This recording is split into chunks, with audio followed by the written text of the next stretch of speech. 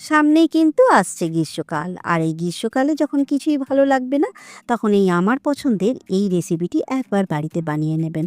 আম মরলা অসম্ভব টেস্টি আর একদম কিন্তু একটি সাধারণ রেসিপি, যেটা কিন্তু দুপুরের লাঞ্চে অসাধারণ লাগবে খেতে। আর এই অসম্ভব গরমে যখন কোনো কিছুই ভালো লাগবে না, তখন কিন্তু এই রেসিপিটাই আনবে মুখের মধ্যে নতুন স্বাদ। তাই অনুরোধ করব আজকে রেসিপির ভিডিওটি সম্পূর্ণ দেখার জন্য। সাথে অনুরোধ করব ইউটিউবে আমার হ্যাংলামন চ্যানেলটিকে একটি সাবস্ক্রাইব করে দেওয়ার জন্য। সাথে একটি লাইক, কমেন্ট আর শেয়ার করে দেবেন প্লিজ, কারণ আপনাদের একটি সাবস্ক্রাইব আমাকে অনেক মোটিভেট করে এগিয়ে যাওয়ার জন্য। নমস্কার বন্ধুরা, আমি রাখি হ্যাংলামনের আর একটি সুন্দর নতুন রেসিপির ভিডিওতে আপনাদের সকলকে স্বাগত জানাই।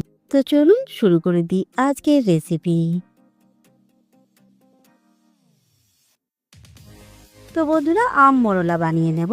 তার জন্য এখানে নিয়েছি 250 গ্রাম ফ্রেশ মরলা মাছ। একদমই কিন্তু মাছগুলো টাটকা নিতে হবে, ঠিক এরকম। আর এর সাইজটাও কিন্তু বেশ বড় বড় আছে, দেখুন অনেকটাই বড়। আর এই মাছগুলোর পেটে কিন্তু অনেকটা করে ডিমও রয়েছে, দেখুন, দেখলেই বুঝতে পারবেন। আর এই মাছের মধ্যে এরকমও কিছু মাছ রয়েছে যার নাম আমি জানি না, আপনাদের জানা থাকলে অবশ্যই কমেন্ট দিয়ে জানাবেন। তো চলুন এখন এই মাছগুলোকে পরিষ্কার করে কেটে ধুয়ে নেব। তো বন্ধুরা, সমস্ত মাছ আমি পরিষ্কার করে কেটে ধুয়ে নিয়েছি। এখানে মাছ ধোয়া রেডি। আর এখন এই মাছগুলোকে অল্প একটু ম্যারিনেট করে নেব। তার জন্য এই মাছে দিয়ে নিচ্ছি অল্প একটু হলুদ, সাথে দিয়ে নিচ্ছি অল্প একটু নুন। আর এখন ভালো করে মেখে নেব নুন হলুদ এই মাছের সাথেই। মাছগুলো সুন্দর করে মেখে নিয়েছি, আর আমি মাছগুলোকে ঠিক এইভাবে কেটে নিয়েছি, দেখুন। তো চলুন, এখন মাছ একদম রেডি। এখন মাছগুলোকে সাইডে রেখে দেখিয়ে নিয়ে আপনাদের আরও কি উপকরণ আমি এই রেসিপিটার মধ্যে ব্যবহার করব। তো বন্ধুরা, আম মোরলাটা কিন্তু একটা তরকারির মতো রেসিপি, তাই এর মধ্যে আমি অ্যাড করব বেগুন, আলু আর রাঙা আলু। সুন্দর লাগে খেতে এই সমস্ত উপকরণের জন্য এই তরকারি। তো চলুন, এগুলো আমি কেটে ধুয়ে নিয়েছি পরিষ্কার করে। সাথে নিয়েছি কাঁচা আম। আর এই আমটাকে আমি খোসা সমেতই কেটে নিয়েছি, ঠিক এরকম লম্বা লম্বা স্লাইস করে, দেখুন। তো চলুন, এখন সমস্ত উপকরণ রেডি, চলে যাব মেন রেসিপির দিকে। তো বন্ধুরা, এখন ভেজে নেব মাছগুলো। তার জন্য কড়াইয়ের মধ্যে দিয়ে নিলাম বেশ কিছুটা সর্ষের তেল। আর তেলটা গরম হয়ে গেছে, তাই তেলের মধ্যে দিয়ে নিচ্ছি অল্প একটু নুন। আর এই নুনের কারণেই কিন্তু মাছ ভাজতে গেলে কড়াইয়ের নিচে ধরে যাবে না, সে বড় মাছ হোক বা ছোট মাছ। এখন খুব ভালো করে তেল গরম হয়ে গেছে, তাই দিয়ে নেব সমস্ত মাছগুলো।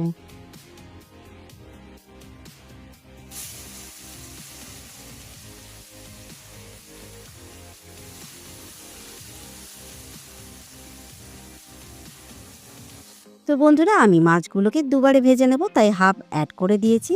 আর এখন একটা পিঠ হতে দেব, তারপরে কিন্তু উল্টে দেব। তো এখানে দেখুন, মাছের একটা পিঠ কিন্তু ভাজা হয়ে গেছে। এখন মাছগুলোকে উল্টে পাল্টে সুন্দর করে ভেজে নেব।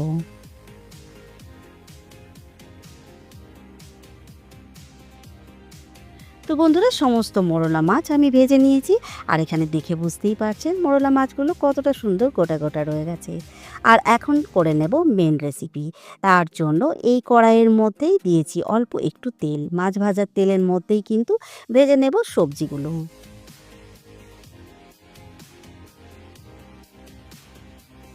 সমস্ত সবজি আমি একসাথে অ্যাড করে দিয়েছি। আর এখন এই সবজিগুলোকে হাই ফ্লেমে খুব ভালো করে ভেজে নেব, যতক্ষণে না বেগুনটা সিদ্ধ হচ্ছে। তো বন্ধুরা, আমি সবজিগুলোকে সুন্দর করে ভেজে নিয়েছি। এখানে দেখেই বুঝতে পারছেন আলুগুলো একদম সুন্দরভাবে ভাজা হয়েছে, সাথে কিন্তু বেগুন সিদ্ধ হয়ে গেছে। তো চলুন, এখন এই সবজিগুলোকে সুন্দর করে সিদ্ধ করে নেব। তাই দিয়ে নিচ্ছি পরিমাণ মতো জল। একবার ভালো করে মিক্স করে নিচ্ছি এই সমস্ত সবজি জলের সাথে।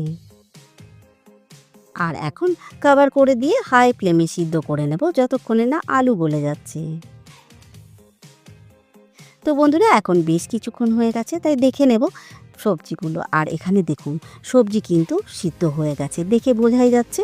এখানে আলু বেগুন সমস্ত উপকরণই কিন্তু একদম গলে গেছে। আলুগুলো দেখুন চাপ দিলেই পুরো গলে যাচ্ছে, তার মানে সবজি পারফেক্ট রেডি। তো চলুন এখন এই সবজিটাকে ঢেলে নেব একটা আলাদা পাত্রে।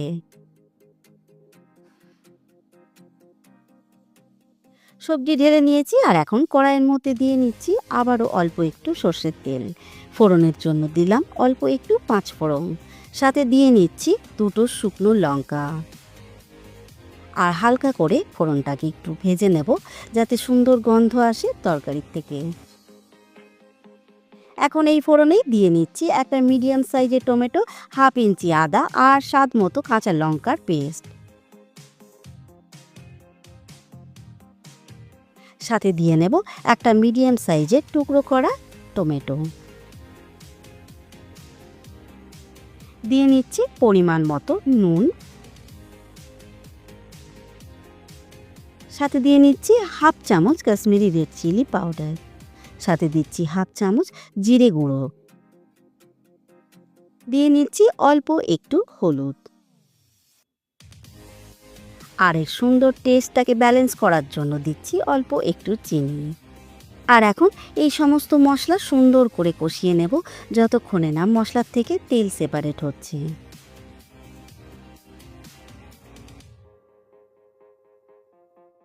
তো বন্ধুরা মশলা কিন্তু একদম রেডি, দেখে নিশ্চয়ই বুঝতেই পারছেন। আর এখানে দেখুন টমেটো কিন্তু একদম গলে যায়নি, আর এরকমই রাখতে হবে এই তরকারির জন্য এই মশলা। এখন এই মশলার মধ্যেই অ্যাড করে দিচ্ছি কুচিয়ে রাখা আম। আমটাকে দিয়ে জাস্ট হালকা করে একবার মশলার সাথে মিক্স করে নেব। এখন এর মধ্যে ৩ থেকে ৪ চামচ মতো জল অ্যাড করে দিচ্ছি যাতে আমটা ঠিকভাবে সিদ্ধ হয়। আর এখন কভার করে দিয়ে হাই ফ্লেমে ১ মিনিটের জন্য কুক করে নেব আমটা। ১ মিনিট পর এখন কিন্তু আম বেশ ভালো সিদ্ধ হয়ে গেছে। আপনাদের দেখিয়ে নিই, আমটা খোসা রাখার জন্যই কিন্তু একদম গলে বেরিয়ে যায়নি, কিন্তু যেটুকু দরকার সেটা সিদ্ধ হয়ে গেছে। দেখুন একদম গলে গেছে। তো চলুন এখন আমের মশলা কিন্তু একদম রেডি। আর এখন এই মশলার মধ্যেই অ্যাড করে দেব সিদ্ধ করে রাখা সবজিগুলো। সবজিগুলো সুন্দর করে সিদ্ধ করা আছে, তাই বেশি কিন্তু কুক করব না। তাই এখন হালকা করে একবার মিক্স করে নিচ্ছি মশলার সাথে। আর এরপর আসতে দেব এই সবজির মধ্যে একটা সুন্দর বয়েল। সুন্দরভাবে বয়েল এসে গেছে।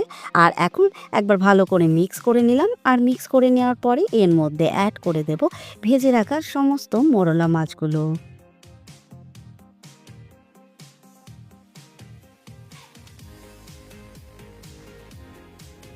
মাছগুলো অ্যাড করে দিয়েছি তরকারির মধ্যে।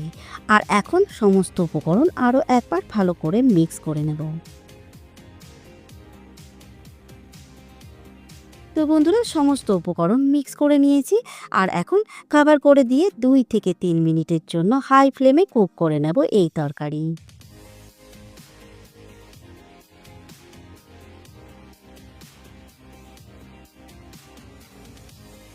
৩ মিনিট কুক করে নিয়েছি। আর এখন দেখে নিশ্চয়ই বুঝতেই পারছেন একদমই কিন্তু রেডি হয়ে গেছে অসম্ভব টেস্টের আম মোরলা। এই গরমের দিনে মুখের স্বাদ বজায় রাখার মতো এই তরকারি কিন্তু অবশ্যই বাড়িতে বানিয়ে নেবেন। তো চলুন সব শেষে এখন এই তরকারিটাকে আরও টেস্টি বানানোর জন্য দিয়ে নেব এর মধ্যে অল্প একটু সর্ষে গুঁড়ো। এর মধ্যে সাদা সর্ষে আর কালো সর্ষে মিক্স করে জাস্ট শুকনো গুঁড়ো করে নিয়েছি, তাই দিয়ে নিলাম হাফ চামচ। আর এখন জাস্ট হালকা হাতে একবার মিক্স করে নেব। আর গ্যাসের ফ্লেম অফ করে দেব, কারণ সর্ষে দেওয়ার পর বেশি কিন্তু ফোটানো যাবে না এই তরকারিটা। তো চলুন একদম রেডি গরম গরম ভাতে খাওয়ার জন্য আম মোরলা। এখন গরম গরম নামিয়ে নিয়েই কিন্তু দুপুরের ধোয়া ওঠা সাদা ভাতের সাথে সার্ভ করে নেব বাড়ির সকলের পাতে। সাথে আপনাদের অনুরোধ করব আজকের রেসিপির ভিডিওটি কিন্তু অবশ্যই এই গরমের দুপুরে একবার বানিয়ে দেখবেন, সাথে কমেন্ট করে জানাবেন খারাপ লাগলে। আর বন্ধুরা আজকের ভিডিওটি আপনারা যদি ফেসবুক পেজ থেকে দেখেন তাহলে প্লিজ বন্ধুরা আমার ফেসবুক পেজটিকে ফলো করবেন, সাথে একটি লাইক করে দেবেন। আর সকলকে জানাই অসংখ্য ধন্যবাদ আজকের রেসিপির ভিডিওটি সম্পূর্ণ দেখার জন্য।